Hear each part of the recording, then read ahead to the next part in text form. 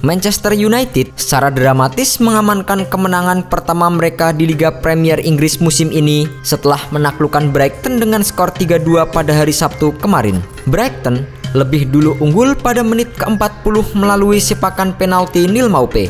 Manchester United kemudian bisa menyamakan skor pada menit ke-43 setelah Lewis Dunk mencetak gol bunuh diri.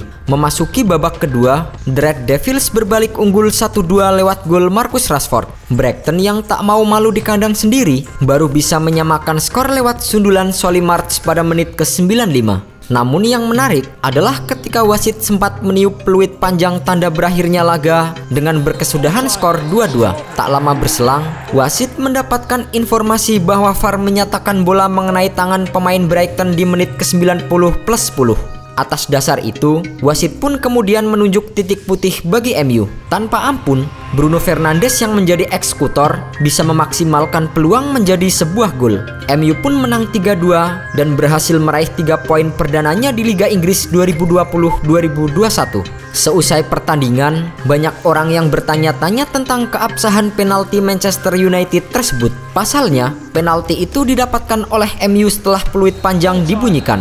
Menurut regulasi International Football Association Board atau IFAB, pada poin 8.13, VAR boleh digunakan untuk meninjau insiden yang terjadi sebelum wasit meniup peluit akhir dan pertandingan bisa dimainkan kembali setelah wasit melakukan pengecekan.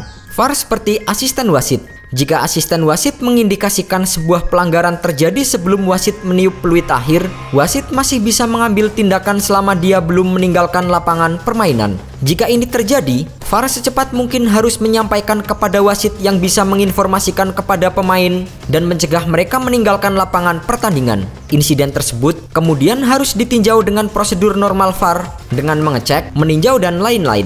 Untuk menghindari masalah seperti itu, pada menit akhir babak, VAR harus segera menginformasikannya. Wasit akan melakukan pengecekan atau peninjauan ulang, sehingga jika memungkinkan, wasit dapat menghentikan permainan atau penundaan sebuah restart untuk menghindari review setelah peluit akhir babak dibunyikan. Momen handsball yang dilakukan oleh Maupay terjadi sebelum peluit panjang dibunyikan wasit atau masih dalam jalannya laga. Dengan demikian, VAR berhak meninjaunya kembali sebab tidak ada batasan waktu. Atas dasar itu, wasit memutuskan untuk melanjutkan pertandingan sesuai dengan aturan yang ada. Akibatnya, MU bisa mendapatkan penalti.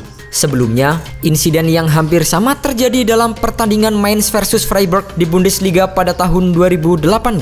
Pada pertandingan tersebut, wasit Guido Winkman memberikan penalti untuk Mainz bahkan setelah sebagian pemain meninggalkan lapangan saat jeda babak.